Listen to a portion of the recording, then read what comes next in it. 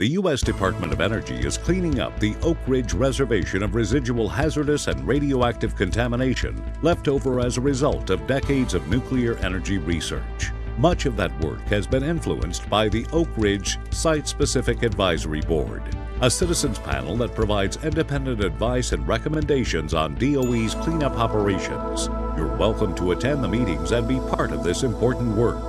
For more information, call us or visit our website.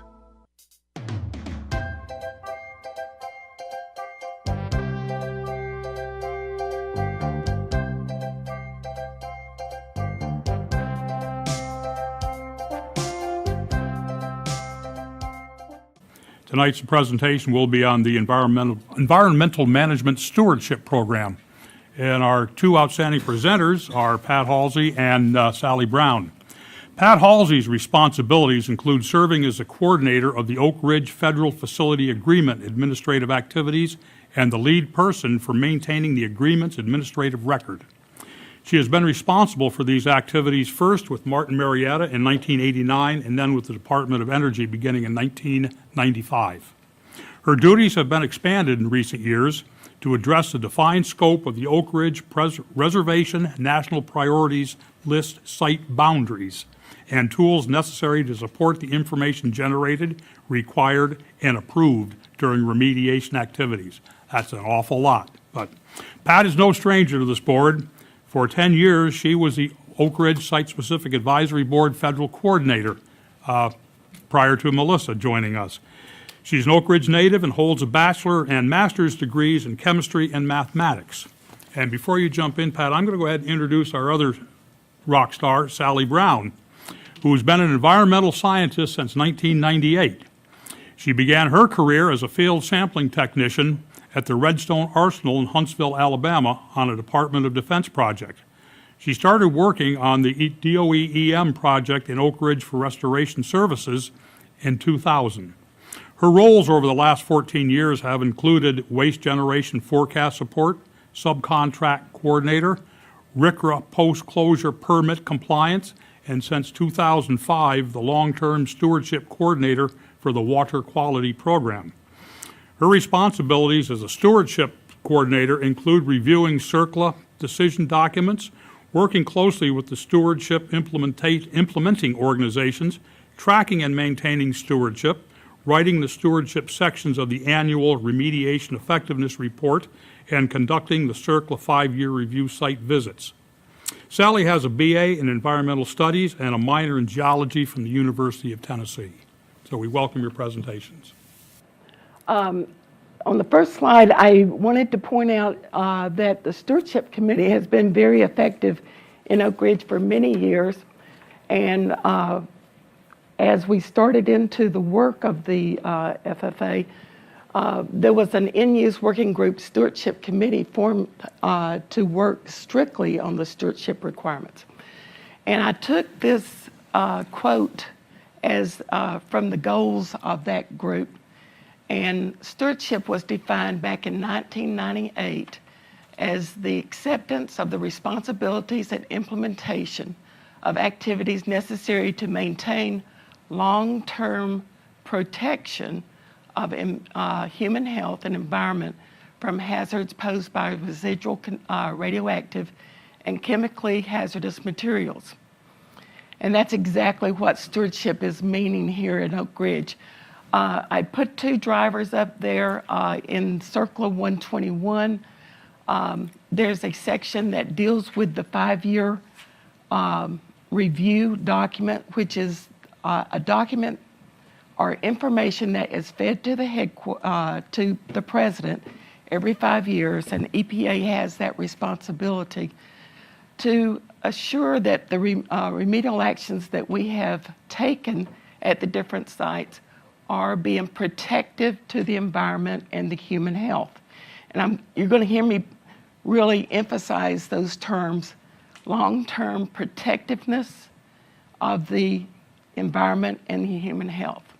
In section 31 of the FFA, we have language in there that stipulates that we will be preparing the 5-year reviews and submitting those every 5 years for the regulators to review. And again, at the bottom, you'll see that it is to be reported for the final remedial actions to assure that human health and the environment are being protected by the remedial actions implemented. So stewardship means to me that we have to have the tools in place to assure that that protectiveness stays in place.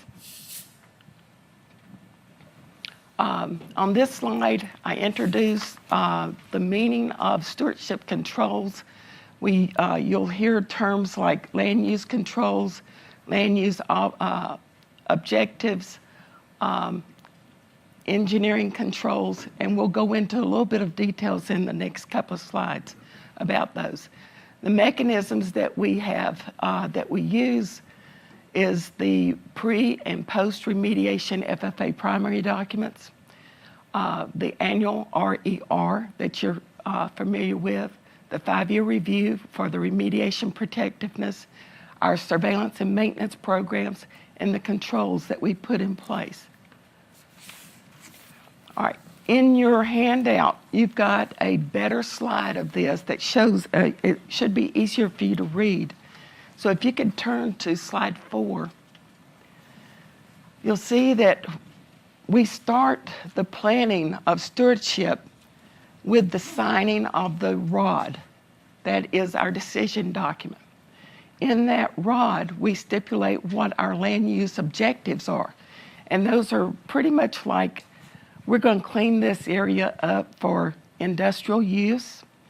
We're going to clean it up and not allow the use of groundwater in this area.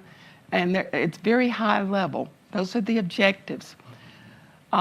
More down to the working level, you'll have the land use controls. And there's 2 types of controls that we put in place. On the chart, you'll see that we have engineering controls, and we cannot implement those immediately because they have not been performed with the signing of the ROD. The land use controls are the ones that we can implement some of those to be implemented immediately upon the signing of the ROD. And as soon as they are defined in the ROD and they are implemented, then we start tracking those controls. Examples of the land use controls are property restrictions and notices. Those are like deed restrictions. If we are going to transfer that land to some other group, or if we know that we're going to leave a cap in place, we actually prepare a deed given the exact boundaries of the cap and where we've left waste in place, and we place that in a deed and leave those at the county realtor office. And other examples are fences. We can put fences up immediately if we know we need additional fencing. If we know that what we're going to be doing requires more security controls, those can be implemented. So these are types of things that we can implement immediately. The RER is our reporting mechanism. So anything that has been implemented as a land use control is talked about and addressed in the RER.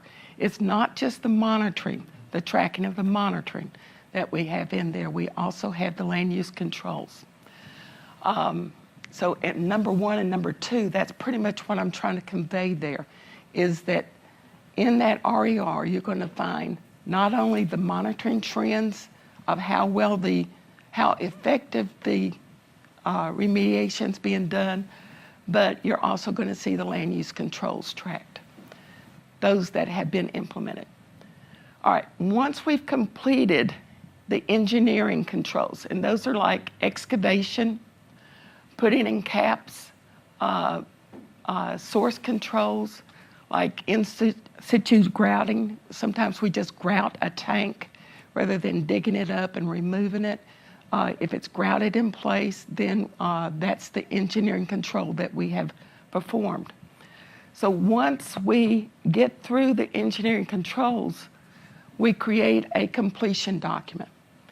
And once those completion documents have been put in place for the work that has been performed, we drop down in the green box where it is accounted for as part of the stewardship program. Okay, so long-term stewardship in the green box has different kind of mechanisms that we watch for. The operations, if we put a water treatment plant in place, we watch over the operations of that water treatment facility. The standard maintenance that we perform is continued. Monitoring is performed of the groundwater, which shows the effectiveness. And then we go around and verify that the deed restrictions that we have put in place and transfer the lands are being done correctly and abided to. Some of them we just go out and survey that they're still in good conditions, like the caps. Do they need some kind of corrective measure taken? So these are the types of activities that we will be tracking during the stewardship phase of the work for long term.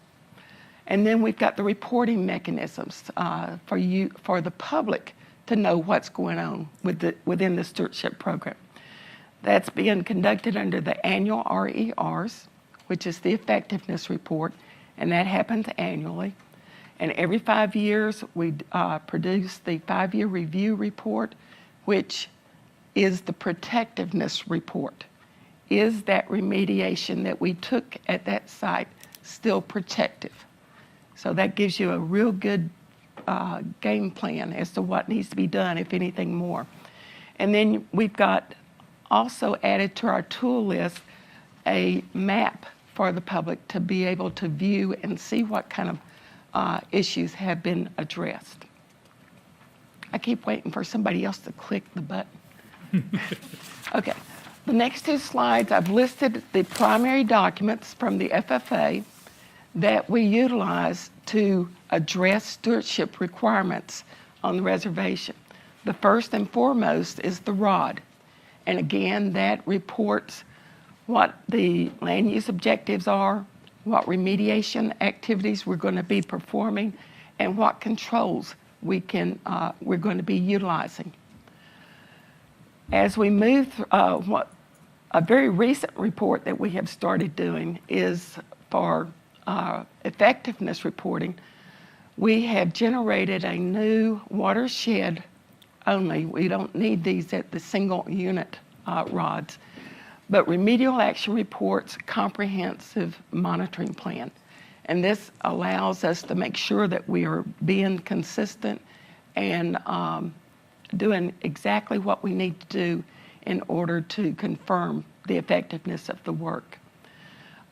There's closure documents or completion documents, the PCCRs.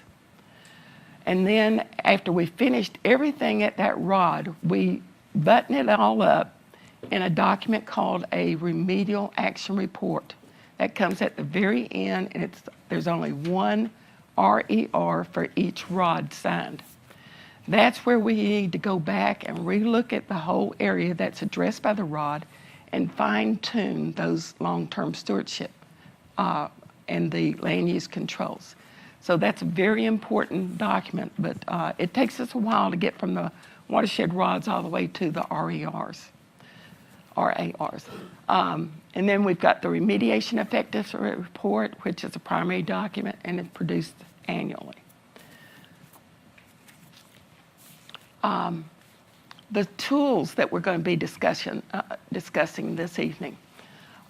First, and my GIS expert has just arrived to help me with this part.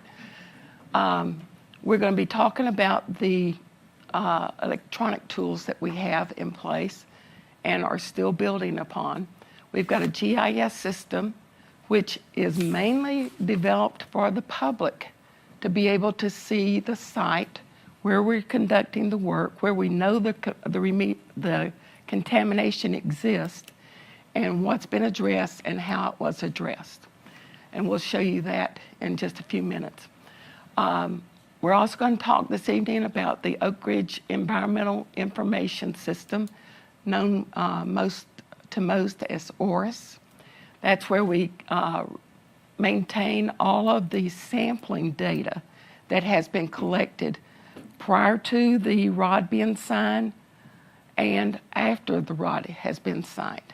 So any environmental data that is collected to identify what we need to do and what has been done is stored in ORSSAB. Then we're also going to talk about the land use management application, and that's where Sally's part jumps in. And it's not really an electronic tool, but it really belongs here, is that protectiveness report, the 5-year review. Okay, this is the GIS, and Janelyn, we're going to open it up when I get to the addresses for the screen. In 2013 and 2014, we made a lot of decisions as far as to what exactly is the Oak Ridge Reservation MPL site. There's an Appendix B in the FFA that's titled Oak Ridge Site Description. For years, that has contained the entire Oak Ridge Reservation. It mentioned as a sideline some of the watersheds that have been contaminated, like Lower East Fork Poplar Creek, Clinch River.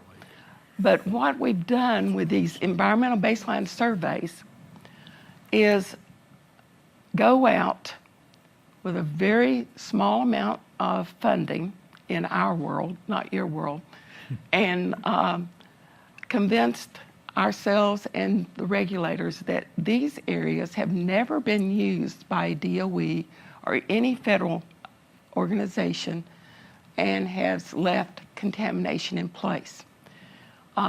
So those have signed. The results of that have been placed into the FFA by approved modifications. I'm on the second bullet, where we made changes to both Appendix B of the Oak Ridge site description and the Appendix C Oak Ridge remediation sites. Notice again the terms that are used there, Oak Ridge site. If you go back, which I guess I love to do, the FFA is my Bible. I've worked with it for 25 years this year. And we needed, there's verbiage, but we called our FFA the Oak Ridge Reservation FFA. That's misleading to the public. That's misleading to anybody that wants to move into this area, that the entire site is contaminated. It's not. A majority of the site is not contaminated. So we now have a public accessible site that will show you where we know contamination exists. That link to that GIS system is in Appendix B. We also made changes to Appendix C, which is the Oak Ridge remediation sites. And that's a list of every site that we know of that could have or has been known to contribute to environmental contamination. So we've fine-tuned 2 different sections of the appendices. Appendix B now contains the new map of the Oak Ridge site. Actually, this year, when we submit our updated Appendix B, it will show all of its clean. That's what Janelyn's going to show you this time. And all reservation units and areas determined clean were removed from the Appendix C listed in the Appendix B. Okay. Giving you 3 addresses. And I'm going to tell you right offhand that the second address is wrong. If you go into the first part of it to where it says services, if you type in that much, you can follow the trend to get to the cleanup areas. But if you write it in exactly like you see it right here, it's not going to show up. You have to leave off that term Oak Ridge in front of cleanup areas. So if you remove that, you're okay. You're going to be into the GIS map. There's a shortcut to the GIS map. That's the one we're going to enter into this time. And it's it's publicly available, and it's very easy to get into. So, Janlin, if you'll show. While we have a little bit of a lull in the action, Okay. could you explain a little bit the difference between the Oak Ridge Reservation and the Oak Ridge site? I will right now. Okay, good, all right. Oak Ridge Reservation is what we own. Oak Ridge site is the defined areas that have been contaminated by federal operations here. Okay, it's still coming up. This is the GIS system. You're all familiar now with seeing maps available on the internet. I do. Thank you. This map represents the Oak Ridge site. All right. Got it. Okay. You'll notice right now the red line going around this area is the Oak Ridge Reservation. That's the boundary line. The purple areas are the watershed areas that have been known, they're known to be contaminated. For instance, this is ETDP, and it's got both the Zone 1 and the Zone 2 land area covered. Bear Creek Valley, and these figures are directly from the rods, and I'm going to talk about that when we get into the ORS section. Upper East Fort Poplar Creek, which is Y12, the NNSA site. This is Chestnut Ridge. We've got a lot of quarries and landfills in this area that has not been addressed yet. You can see a little purple one here, that South Campus facility. That was a single unit rod that has been completed. Down here we've got Bethel Valley, which contains ORNL, and then Melton Valley is here. The pink areas, well, there's one other that I want to point out. This is White Oak, White Wing Scrapyard up on top of Pine Ridge, and it's purple because we've already got a rod for it. It didn't do much. It went up and they just removed all visible debris that could be seen. But wherever you see the purple-like area, rods have been written for those. The pink areas are identified as contaminated. We know that there's contamination there from the program that we went through that developed the environmental baseline survey. And you can see down here, Melton Valley is going to be greatly expanded because of some of the contaminations that we detected in that area. And then there's other little spots from different places where we've got buildings and known releases all along the way. The very dark blue sites are sites that are very operational at this time, but we don't know of any contamination that has been released. This one is the SNS location. This is a firing range that's still being used. And this is a Y12 maintenance facilities for trucks that are being used. So the red line is the Oak Ridge Reservation. The colored portions are the Oak Ridge site, contaminated areas. Now you'll also notice that we've got hash marks or lines drawn along the Clinch River, and those represent that we've got contamination. We know we've got a contamination in there. We've got a rod that covers the sediments and the ecology along in Clinch River and down into Lower Watts Bar area. And then you'll also see the hash marks for the Lower East Fort Poplar Creek work that has been done. So if it's purple or light blue, there has been a rod. We're just not finished there yet. Okay. I wanted to point out some of the icons at the top. The most important one to start out with is the question mark. That shows you the help that you can get for what's in this system.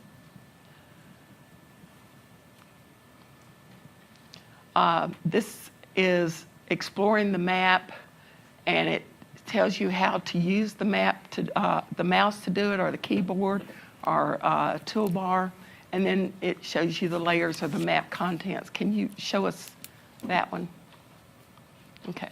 This is very specific as to different layers in the GIS system, and tells you what you can do, what's being, it's definitions for every one of the layers and what's available for you to be able to view.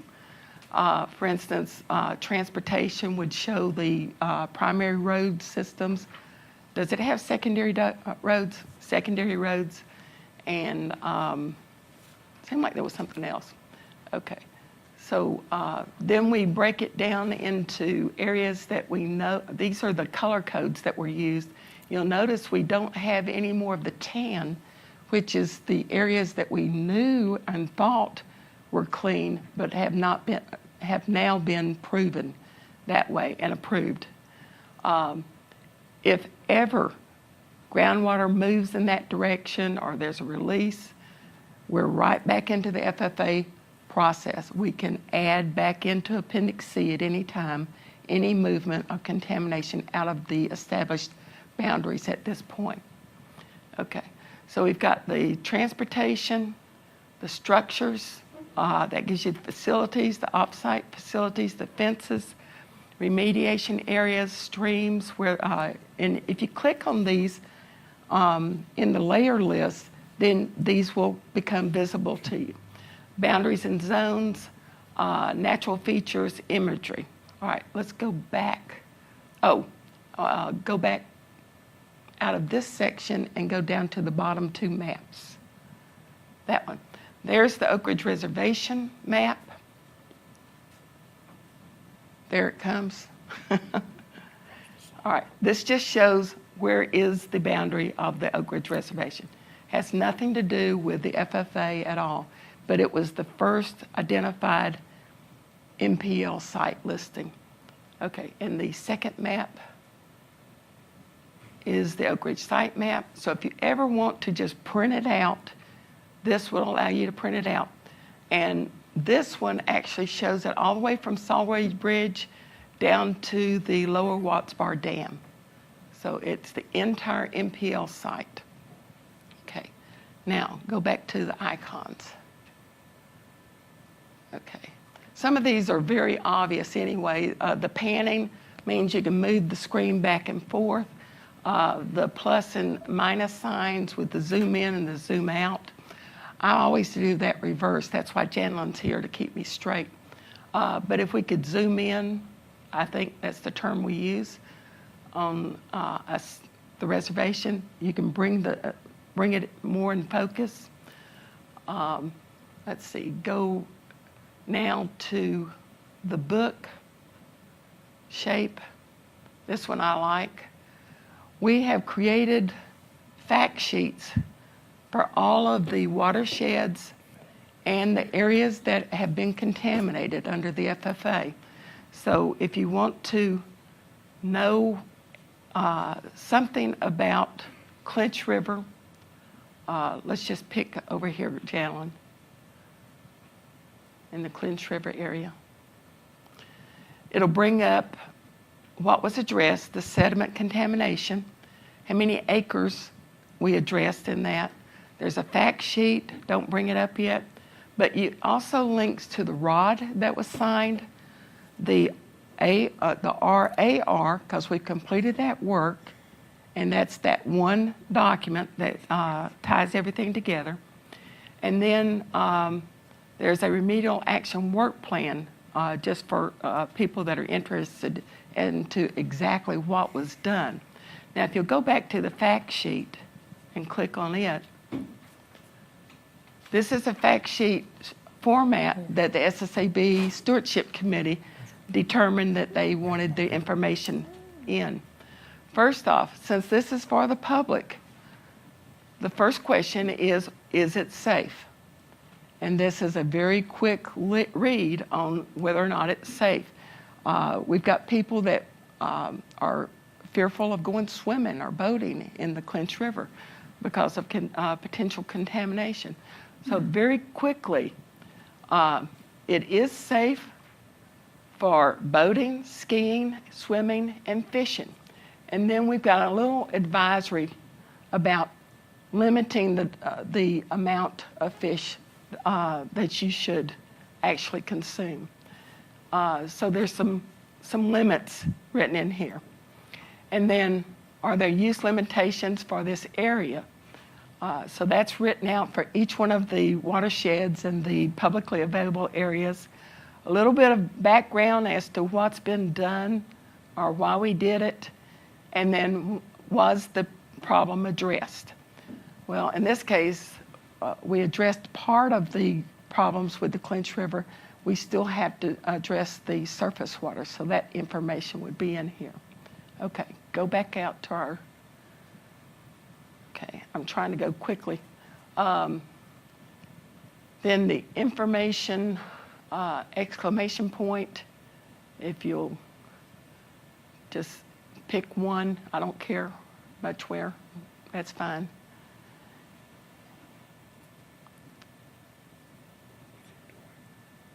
Did you select it? I did. I think our internet connection here. Okay.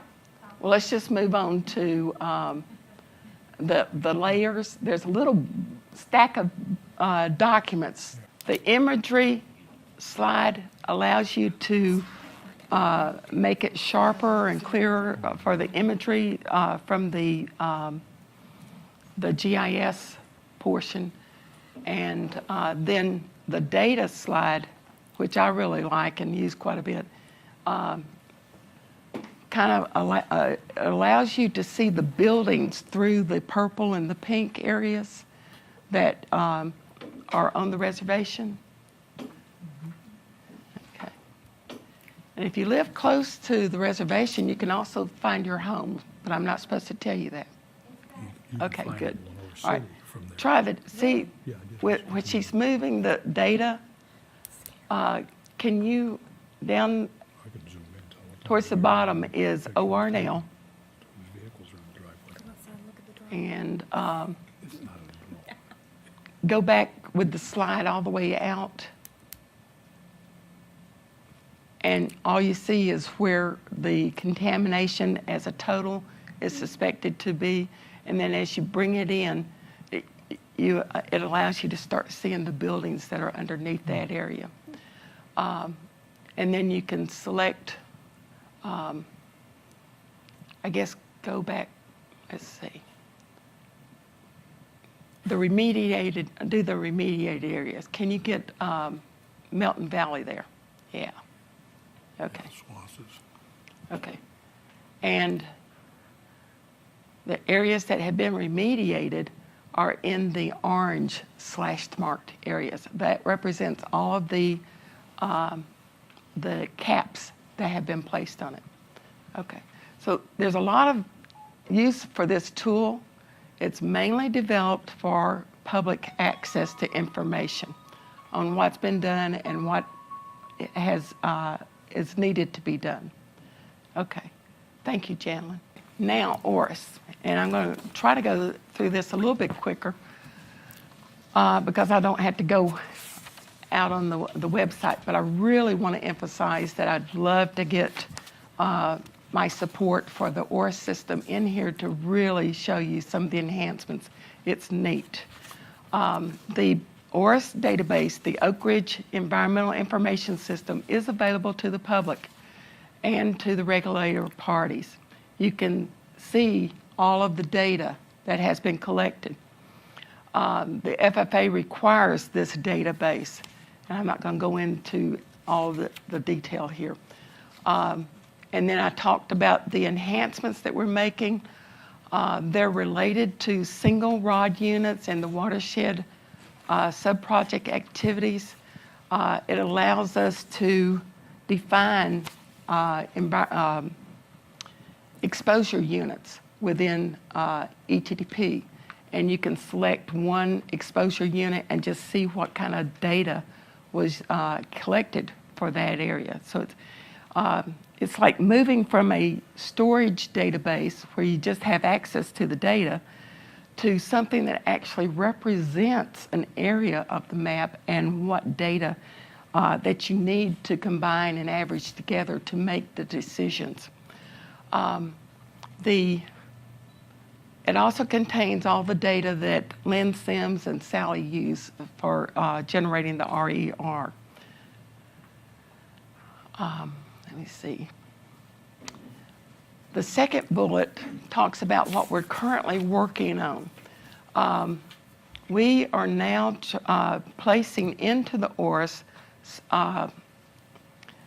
the spatial query tool is what we developed to show the tie to the GIS maps. The shape files are now being defined. Now, shape files must be attribute defined. In other words, the shape needs to make sense. Always before, all the drawings and the maps that we had in our primary documents were strictly drawings. They were CAD drawings. They were not related directly to the sampling locations. So it's going to be quite a feat to go back and redevelop the shape files for those areas, but very important. The shape file, we can get definitions by actual land surveys, and we do conduct those for capped areas. Those are required by RCRA. And then we can also go out and just walk around with the GPS instrument and get the actual or a reading for that boundary. Or we can validate, use the validated sample location data. And it's that third one that we're trying to develop. This is the entry screen into ORS. I need the pointer. Within ORS, you get the main tables that you've always been able to see if you've ever gone into here. But right up here in this corner, there's a new location for the spatial query tool, where you're actually able to conduct different game plans, so to speak, with the data. I've got a wounded thumb, so I can't use both hands to do this. When you enter into the spatial query tool, you'll see a map like this. Those blue spots, right now it shows that what's lit up with the blue spots are the sampling locations. We've got over 14 million data files that are collected into the ORS database. Then other things that are available, there's a lot of things in here, but we're going to be adding spatial, the shape files into this as well. But right now, you can go immediately down to ETTP, see all the exposure units that have been defined, get the data that was actually pulled together and presented in a primary document, and you have a link to that primary document so you can see from step 1 to step Z. 1 to infinity. Let's go from A to Z. How that decision was made at that site and what was conducted and what did the data look like after we finished the remediation. Okay, this one. Okay, the spatial shapes, the shape files are going back. This is Mountain Valley, and defining exactly where the shapes are that we used. And right now you'll see on here shape files for the capped areas in Mountain Valley. So those are actual shape files for Mountain Valley. We still have some work to do because you're supposed to have a shape file or you're supposed to have a map for wherever you've got land use controls in place. In other words, we've left contamination in place.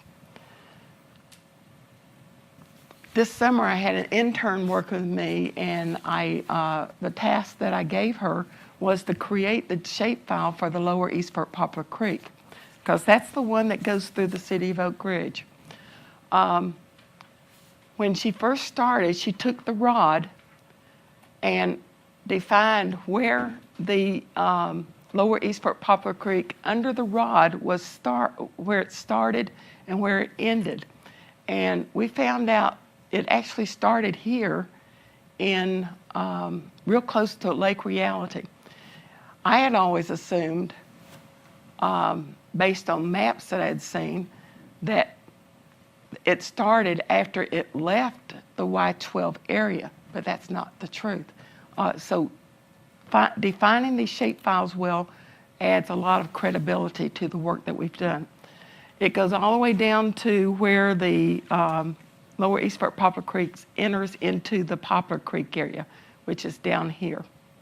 So we now have a shapefile. Well, what defines that shape?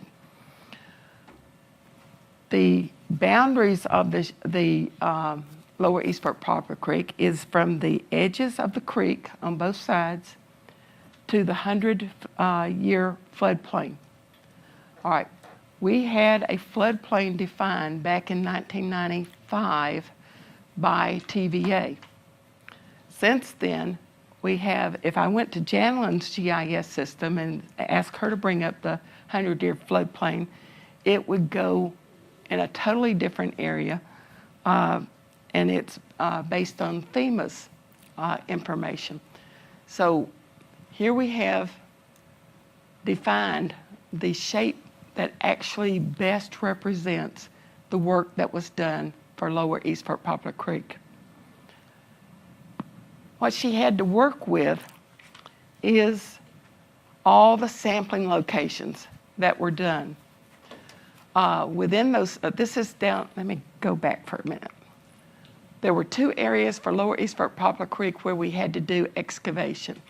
At the NOAA site, which is around here, and then at the Bruner site, which is in this area. Yeah, it's in this area. Okay. This is the NOAA area, close to the old Ben Franklin car. I always have trouble with the next dealership. Thank you. What she did, the purple spots are where we have sampling data from all the sampling that was taken in the 100-year floodplain. She took the excavation files, the actual as-built drawings that were in the remedial action report, and then tried to coordinate the findings of those. Well, in some instances, you see, the light blue dots are the multiple status sample locations. And that seemed a little strange to me that we were going into that level of detail. This pink area is remediation pending sample locations. That is a land use control area. We have not performed that remediation, so we have to watch it. We have to report on it. That the back lot of the old Ben Franklin, it used to be the Ford dealership, has not been remediated yet. And so she found the sample locations in the GIS system for ORSSAB that pointed out where that excavation needs to be performed. The red dots is where the excavation sample locations were taken, and they weren't that deep. And then the multiple status one, there was a study done during the midst of this program where at the NOAA area, it was determined that if we cleaned up the first 18 inches of soil, we had removed everything from that area that would have been contaminated. That's based on the history of the floods and the washing from the Y12 area. and that was proven to be the case in several instances. So we've got multiple status sample locations that show that we did the excavation and it's clean. This is as far as she got. The red ones should probably also be turned to blue, but her time here ran out before everything was finished. And then the purple is the no action required sampling locations. These did not have the reading for mercury that would cause us to go out to do the work. All right, so as far as land use controls, the only one we're concerned with is this one. The rest of it's clean. The rest of it's determined to be remediated, satisfactory. And these are the shape files that show the excavated areas. And here's our land use control area, that little purple slot behind the car dealership. Okay. So that's where we're going with the ORSSAB system. There's lots more flexibility. I'd love to give you a real detailed walkthrough of the ORSSAB system and what it can do and where we're going. All right, this one, in closing out, this is basically is saying why we got into, why did we start expanding the use of the ORSSAB system. And there's some history in here. I was very concerned about the administrative record, which I'm also responsible for, because the FFA allows us to not retain hard copies of the actual data information as long as we store everything appropriately into the database. Well, all we were getting for years was hard copy paper. It's hard to get people convinced that, oh, you can just get rid of it, that it's not important. So we've been archiving tons of paper every year to satisfy that need. I wanted a system that actually supported the administrative record directly and tying it directly to every primary document that's coming out. So that's what we now have. That's been done. All right, and so I just really want to open your thoughts up for having us come in for more detailed information about the changes in ORSSAB and how we can use that system. Okay, with that, I'm going to turn it over to Sally. Hi, everyone. Again, I'm Sally Brown. I work for the Water Resources Restoration Program. Lynn Sims is our project manager over there. and I'm going to give you an overview of the tool that we use, a web-based tool that we use for tracking long-term stewardship on the Oak Ridge site, specifically institutional and engineering controls. So a quick overview of our program, the Water Resources Restoration Program. We are the implementer of kind of long-term stewardship, ensuring that the remedies remain protective through our monitoring program of groundwater wells. We also verify and track the controls, land use controls, engineering controls, and as Pat talked a little bit about, we report on those controls and the monitoring annually through the Remediation Effectiveness Report and every 5 years through the Circle of 5-Year Review. We work closely with other implementing programs on the Oak Ridge site, surveillance and maintenance. They are the ones out in the field implementing the controls. They perform site inspections of the caps or signs, fences. They perform the maintenance of those controls if a sign's blown off, if a cap needs some sort of repairing for erosion controls. They're the ones doing that. And they're the ones documenting all this information via check sheets through our Land Use Manager application. We also rely on the radiation protection programs, ETTP, Y12, and ORNL, for complying with DOE orders that protect radiological contaminated areas left in place. So just a brief overview of who we are and what we do. The Land Use Manager application, like I said, is a web-based tool that these implementing programs use to do everything. We implement through the program, we track, we maintain, and we verify controls through this program. We have over 45 surplus sites on the Oak Ridge site that have some form of engineering control or land use control on them that require us to track them. They are inspected on various frequencies, monthly, quarterly, semi-annual, annual, and that totals up to 200 individual inspections each year. So, and we estimate that this will continue to increase, this number will continue to increase as actions are completed on the reservation. So we also work with the Office of Science at ORNL and the NNSA at Y12 with their programs. They have treatment systems that were circular remedies that we need to obtain information for long-term stewardship purposes. So we work with those groups and those various contractors to obtain that information as well. So all this information goes into the land use manager. We track burial grounds, asphalt covers, all types of engineering controls.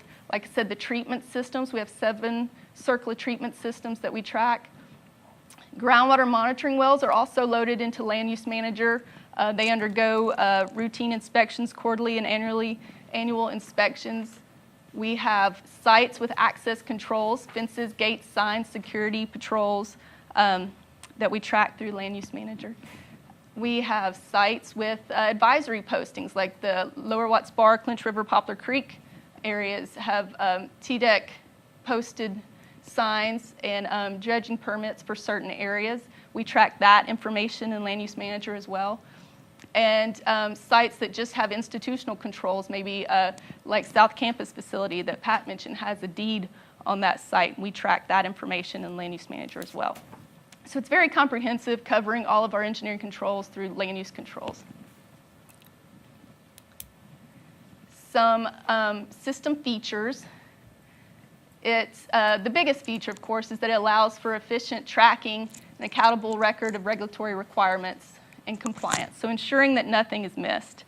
And this is done through automatic email reminders that go out to the inspectors, letting them know it's time for an inspection of a cap or a treatment system.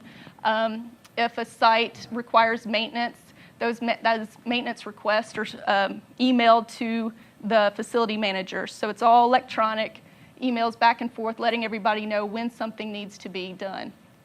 It's configuration controlled, it's password protected, all the requests come through me, and it's an internal system that only the inspectors, facility managers, and supervisors need access to it.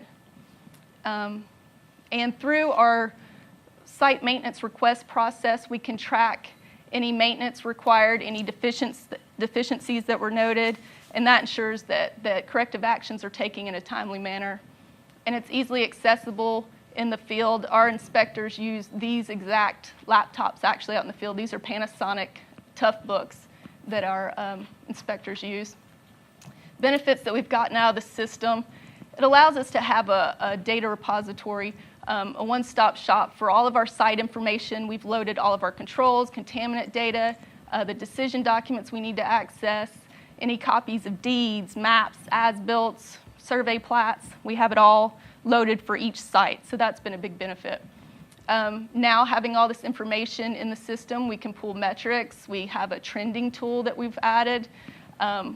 We can also integrate with GIS. This is an image of a map that we have in the system where we've gone out and GPSed all of our required signs, all of our site boundaries, all of our required fencing, so that our inspectors and facility managers know what is specifically required to be inspected for that site. And another benefit is having standardized data content and reports.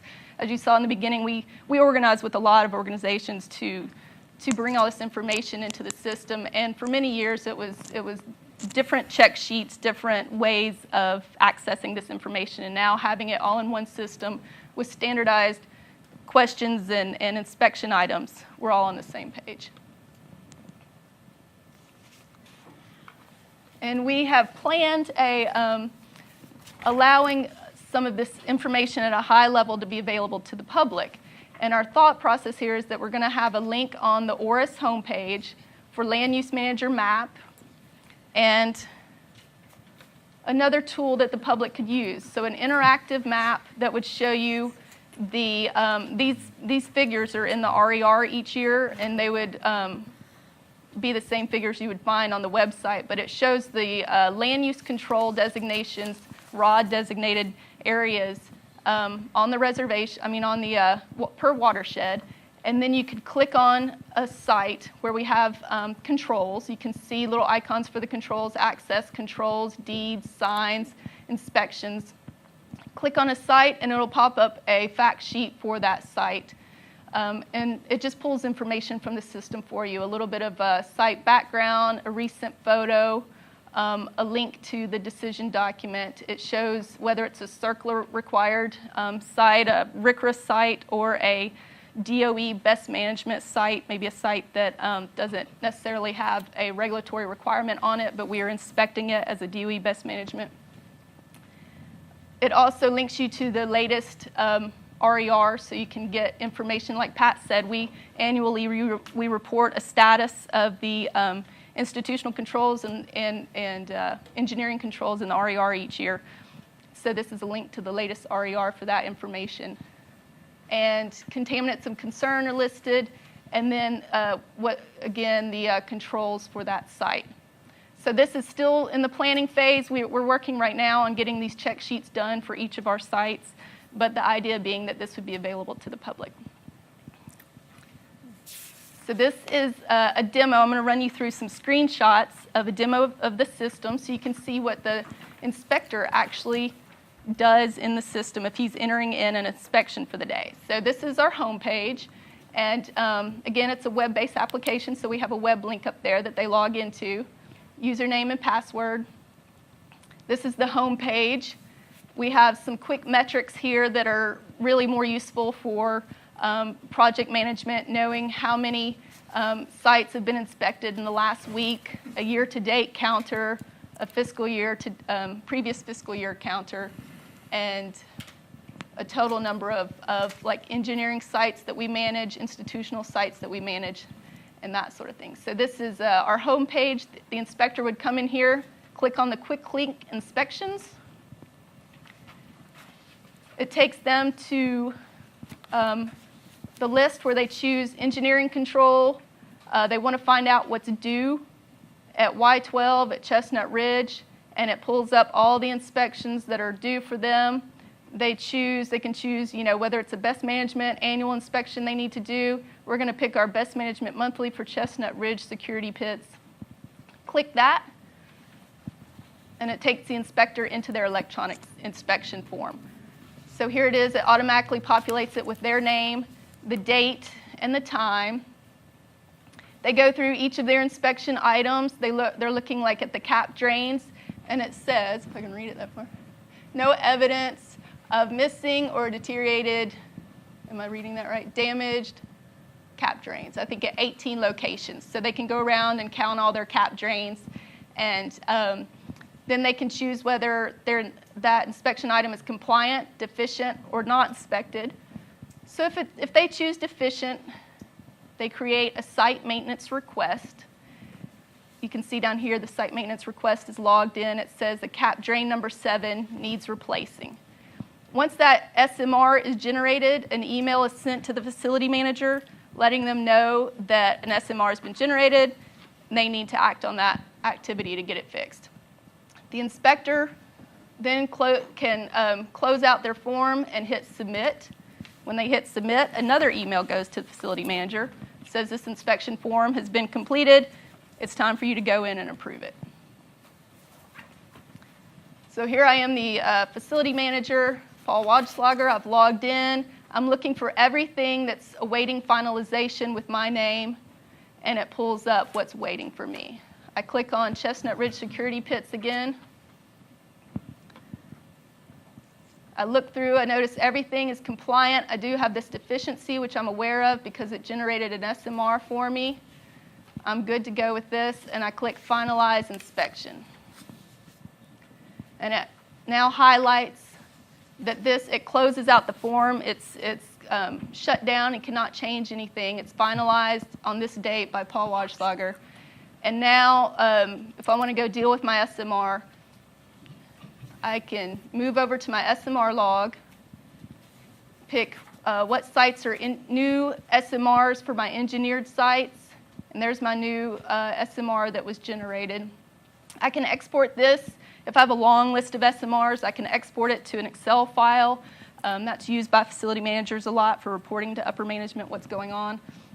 I can also have a PDF here that shows, pre-populates a PDF form. So a lot of times we have subcontractors that need to go out and perform the maintenance for us. This is their work order that gets them to go out and perform the maintenance.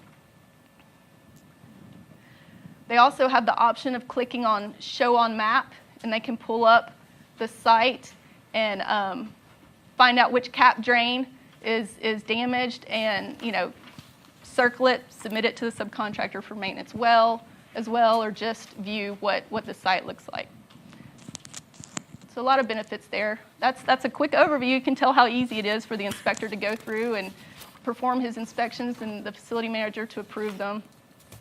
And this just gives you an idea of the amount of paperwork we were dealing with for many, many years. We had a very comprehensive but cumbersome process of tracking all of our inspections for controls on the reservation. And now we do it all electronically through Land Use Manager, and it streamlines our approach.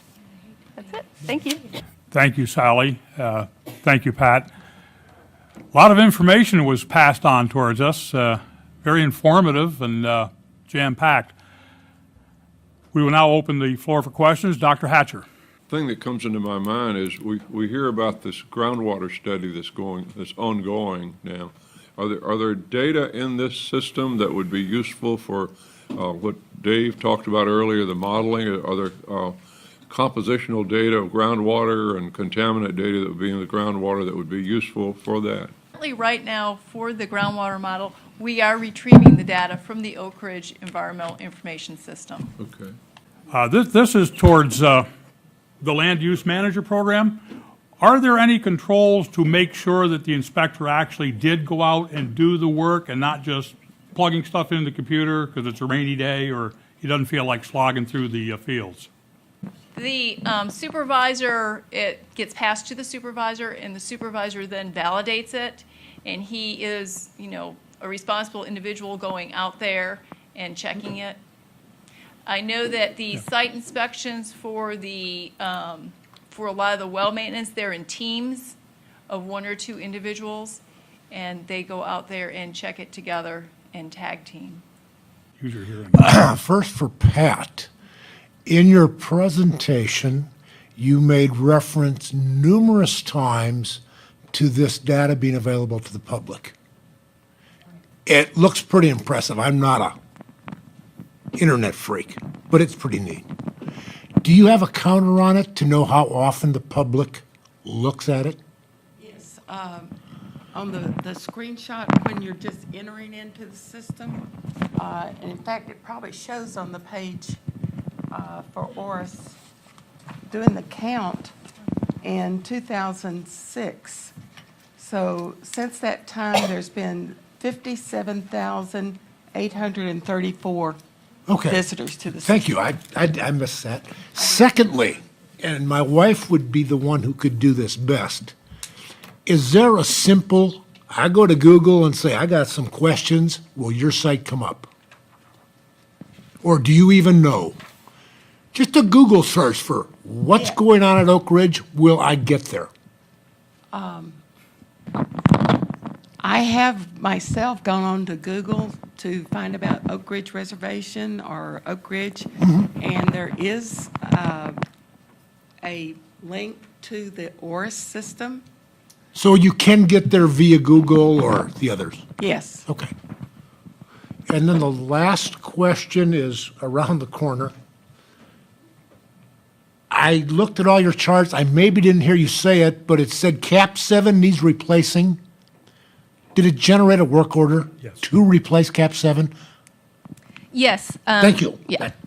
That's what I the missed that. SMR is. That's all I have, sir. Thank you, Mr. Paulus. Very entertaining questions. Very pertinent.